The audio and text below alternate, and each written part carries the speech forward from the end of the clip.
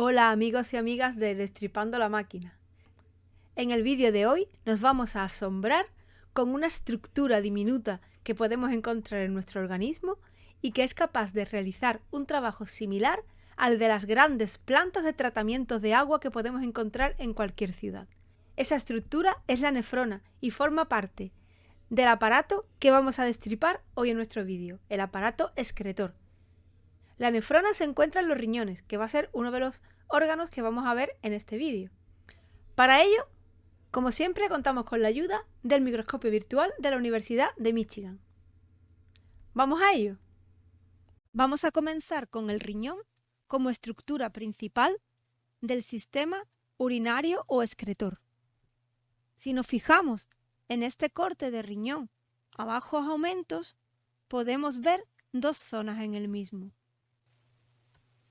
Tenemos aquí una zona más externa, que es la corteza renal, y una zona más interna que se ve diferente, que es la médula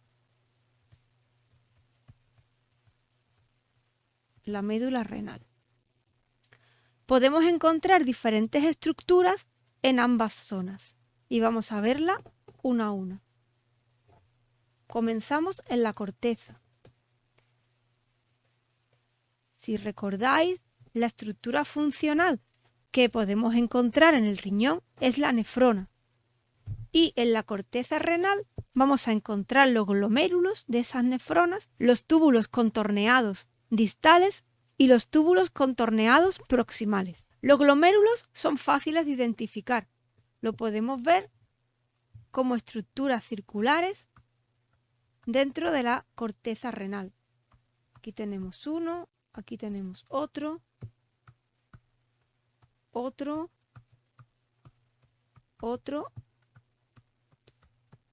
Están delimitados por un espacio que sería el espacio urinario. ¿De acuerdo? Vamos a ver uno de estos glomérulos de forma con más aumento. Y aquí podemos ver en el interior del glomérulo la red capilar glomerular. Aquí tendríamos todo ese ovillo, toda esa maraña de capilares sanguíneos donde se comienza la primera filtración. Aquí se realiza la filtración de esta sangre y se produce la primera orina que se depositaría en este espacio, que es el espacio urinario. En estos capilares es difícil, casi imposible, poder diferenciar las células del endotelio de estos capilares de los podocitos, que son unas células grandotas que están rodeando estos capilares y que participan en la filtración, en los fenómenos de filtración que se produce entre la sangre y el espacio urinario. También podemos ver aquí, eso sí es fácil de ver, el epitelio plano que forma esa esfera que constituye el glomérulo renal de la nefrona. Aquí tenemos los núcleos de esas células planas que están formando esa esferita que contiene en su interior la red capilar glomerular. En esta vista podemos distinguir también los dos tipos de túbulos. Los túbulos contorneados proximales son estos, que se caracterizan, vamos a rodearlos. Aquí tenemos uno y aquí tenemos otros. Podemos ver más alrededor del glomérulo. Estos túbulos contorneados proximales se caracterizan porque tienen unas células altas con un citoplasma muy denso y tienen un borde como deshilachado. El borde del epitelio de este tubo que da a la luz es como deshilachado, con lo cual da un aspecto como que la luz no está clara, no se ve la luz de manera clara. Los túbulos contorneados distales, por el contrario, presentan un epitelio cúbico también altito, no tan alto como el de los proximales. Y aquí la luz se puede apreciar mucho mejor porque la pared apical de este epitelio es lisa, no presenta ese aspecto deshilachado que vemos en el túbulo contorneado proximal. En esta zona de la corteza renal también podemos ver algunos túbulos colectores, pero en proporción son menos y por tanto va a ser más difícil encontrarlos. Y difíciles también de identificar y diferenciar de los túbulos contorneados distales. Si nos vamos, bueno, también podemos encontrar, por supuesto, dentro de la corteza renal, capilares sanguíneos, que son los que están llevando toda esa sangre que se va a filtrar, ¿de acuerdo? Si nos vamos a la zona de la médula renal, aquí vamos a poder ver básicamente los tubos del asa de Henle, tanto la porción fina como la porción gruesa, y también los túbulos colectores. La porción fina del asa de Henle vamos a verla como un tubo de diámetro pequeño y con células planas, tapizado de células planas. Y en esta zona es difícil de diferenciarlo de un capilar sanguíneo, porque son normalmente muy pequeñitos y con células planas. En cambio, los tubos de la porción gruesa del asa de Henle van a tener un epitelio cúbico tapizándolos en su interior. La mayoría de los túbulos que vemos aquí tienen ese epitelio cúbico. Es complicado en esta médula renal diferenciar los túbulos procedentes de la zona gruesa del asa de Henle de los túbulos colectores. ¿De acuerdo? Entonces aquí un poco vamos a poder decir los tipos de tubos que hay, pero va a ser complicado diferenciarlos entre sí. Y con esto hemos visto la estructura del riñón. La orina que se recoge en el glomérulo renal y después va sufriendo una serie de procesos de filtración a lo largo del resto de la nefrona, termina siendo recogida por un tubo, el uréter, que va a transportarla desde el riñón hasta la vejiga. Vamos a ver en esta imagen la estructura del uréter. Si vemos aquí esta imagen con poco aumento, podemos distinguir que hay varias capas. Esta primera, con un color más pasófilo, sería un epitelio. Después tendríamos una capa que aquí se diferencia mal, después la veremos mejor, pero que debe de existir porque bajo todo epitelio hay una lámina propia de tejido conjuntivo. Y rodeando este tubo con bastante grosor tenemos una capa muscular. Vamos a ver ahora cada una de ellas con mayor detalle. Comenzamos con el epitelio.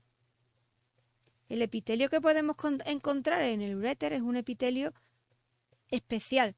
Es un epitelio que se llama de transición y en este caso, en esta localización, se denomina urotelio en el sistema excretor. Es un epitelio que tiene varias capas y puede presentar distinto grosor dependiendo del grado de distensión que tenga esta estructura. Por tanto, podemos decir que este epitelio permite ser distendido, permite estirarse, ¿de acuerdo? Sus células basales son cúbicas, las que están en la zona inferior, más pegada a la membrana basal. Después tenemos varias capas de células poligonales y en la parte más externa tenemos una capa de células grandes, a menudo binucleadas y que tienen la zona apical con forma convexa. Vamos a ver esas células aún en más detalle.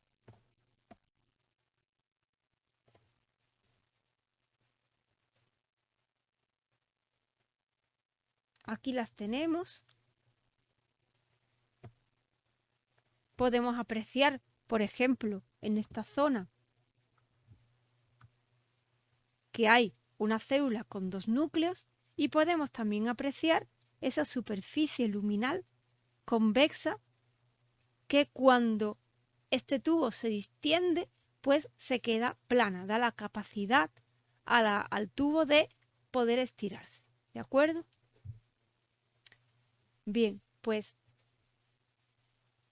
bajo el epitelio podemos ver, como hemos dicho antes, una capa de tejido fibrocolagenoso, en este caso bastante denso. Y por debajo y un poco entrelazado entre las células del tejido fibrocolagenoso, vamos a ver haces musculares, por supuesto, de músculo liso y que tienen diferentes orientaciones. Podemos ver una orientación helicoidal y una orientación longitudinal. Por si no lo veis bien, vamos a marcar, estos son los haces musculares que podemos ver en el uréter. Los vemos que están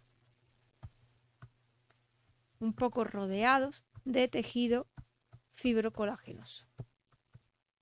Pues esta es la estructura del uréter. El uréter desemboca en la vejiga urinaria. La vejiga es el órgano que va a contener la orina hasta que pueda ser expulsada y debe poder expandirse hasta contener medio litro de orina. La estructura de la vejiga es muy parecida a la del uréter. Tiene un epitelio que podemos ver aquí. Bajo este epitelio, una membrana basal, tejido conjuntivo fibrocolagenoso y después una gruesa capa muscular. Si nos fijamos en detalle en el epitelio, es igual que el que vimos en el uréter, de tipo transicional o urotelio. Tiene las capas más basales de forma cúbica, las centrales, varias capas poligonales y después una capa de células en contacto con la luz de la vejiga, que son células grandes, a menudo binucleadas y con su parte luminal en forma convexa. Bajo este epitelio tenemos una capa de tejido fibrocolagenoso que actúa como membrana basal y una gruesa capa muscular con varias orientaciones. Esta capa muscular gruesa es la que permitirá a la vejiga poder expandirse y después hacer la presión necesaria para vaciarse cuando sea necesario. La distensión de la vejiga está acompañada por la distensión de este epitelio de transición o transicional, como vimos en el caso del uréter. Y con esto terminamos el estudio del aparato excretor o urinario. Bueno, espero que os hayáis sorprendido tanto como me sorprendo yo cada vez que veo el funcionamiento de esta unidad de filtración tan sofisticada que tenemos en nuestros riñones. Nos vemos en próximos vídeos destripando la máquina y sorprendiéndonos cada vez más de todos los elementos que podemos encontrar en ellas. ¡Hasta luego!